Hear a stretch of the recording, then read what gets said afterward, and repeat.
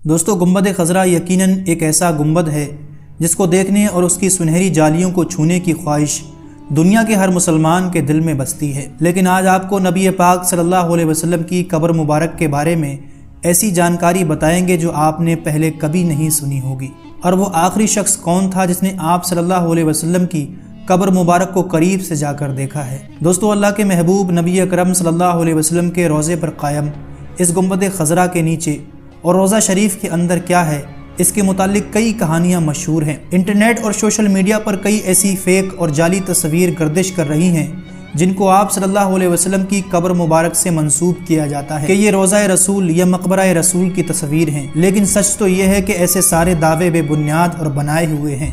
تو پھر اصل حقیقت کیا ہے اور روضہ شریف کے اندر کا اصل نظارہ کیسا ہے، اور کیا کوئی قبر مبارک تک جانے کی رسائی رکھتا ہے؟ اور ساتھ یہ بھی آپ کو بتائیں گے کہ روضہ رسول صلی اللہ علیہ وسلم کی زیارت کی آخری سعادت کب اور کس کو نصیب ہوئی، اس لیے ویڈیو کو اینڈ تک دیکھیے گا۔ دوستو سعودی حکومت نے ان سارے سوالوں کے جواب کچھ عرصہ پہلے ایک ڈاکومنٹری میں باضابطہ طور پر خود دیے ہیں، اور گنبد خضرا کے اندر کی کچھ تصاویر بھی سامنے آئی ہیں جو آگے چل کر آپ اس ویڈیو میں دیکھیں گے۔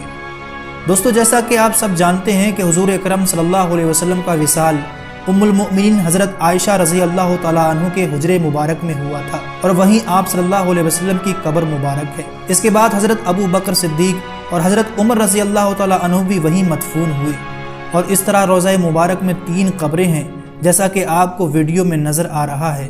کوئی بھی ایسی تصویر جس میں صرف ایک قبر ہو وہ کسی صورت میں رسول اکرم صلی اللہ علیہ وسلم کی قبر مبارک نہیں ہو سکتی، اور ویسے بھی آپ صلی اللہ علیہ وسلم کی قبر مبارک کی کوئی تصویر دنیا میں موجود ہی نہیں، اس لیے کہ گزشتہ 5.5 صدیوں میں کوئی بھی آپ صلی اللہ علیہ وسلم کی قبر مبارک تک نہیں جا سکا ہے، اور اس سے پہلے کوئی کیمرہ بھی موجود نہیں تھا کہ اس طرح کی کوئی تصویر موجود ہوتی، یہاں تک کہ کوئی سعودی بادشاہ بھی اصل قبر مبارک تک رسائی نہیں رکھتے تھے۔ آخری مرتبہ اگر کوئی رسول اکرم صلی اللہ علیہ وسلم کی قبر مبارک تک گیا تھا تو یہ 550 سال پہلے کا واقعہ ہے۔ وہ حجرہ شریف جس میں آپ صلی اللہ علیہ وسلم اور آپ کے 2 اصحاب کی قبریں ہیں، اس کے گرد ایک 4 دیواری ہے۔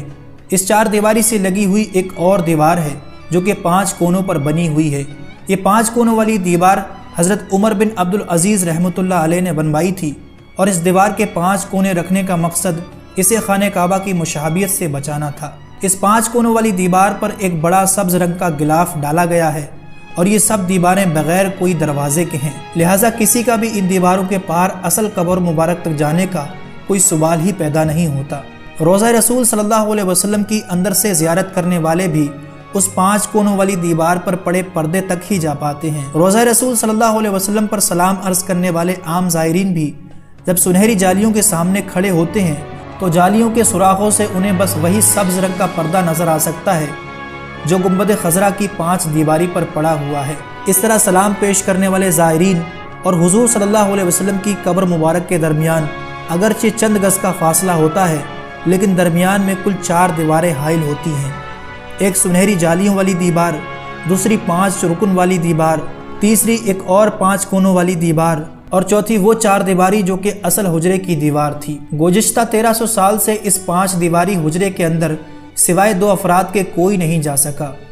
پہلی بار 91 ہجری میں حضرت عمر بن عبدالعزیز رحمۃ اللہ علیہ کے دور میں ان کا غلام، اور دوسری بار 881 ہجری میں علامہ اسمہودی کے بیان کے مطابق وہ خود اس 5 دیواری حجرے کے اندر گئے تھے۔ دوستو کہا جاتا ہے کہ 91 ہجری سے لے کر 881 ہجری تک تقریباً 8 صدیاں کوئی بھی شخص آپ صلی اللہ علیہ وسلم کی قبر مبارک کو نہیں دیکھ پایا۔ اس کے بعد 881 ہجری میں حجرہ شریف کی دیواروں کے پرانا ہو جانے کے باعث ان کی دوبارہ تعمیر کرنا پڑی۔ اس وقت نامور مورخ علامہ نور الدین ابو الحسن اسمہودی علیہ رحمہ مدینہ منورہ میں موجود تھے، جنہیں ان دیواروں کے دوبارہ تعمیر میں حصہ لینے کی سعادت حاصل ہوئی۔ وہ لکھتے ہیں کہ 14 شعبان 881 ہجری کو 5 دیواریں مکمل طور پر ڈھا دی گئی۔ دیکھا کہ اندرونی 4 دیواری میں بھی دراریں پڑی ہوئی تھیں، چنانچہ وہ بھی گرا دی گئی۔ اب ہماری آنکھوں کے سامنے مقدس حجرہ تھا۔ مجھے اندر جانے کی سعادت ملی۔ میں شمالی جانب سے اندر داخل ہوا۔ خوشبو کی ایسی مہک آئی جو میں نے اپنی زندگی میں کبھی محسوس نہیں کی تھی۔ میں نے رسول اکرم صلی اللہ علیہ وسلم اور آپ کے دونوں خلفاء کی خدمت میں ادب سے سلام پیش کیا۔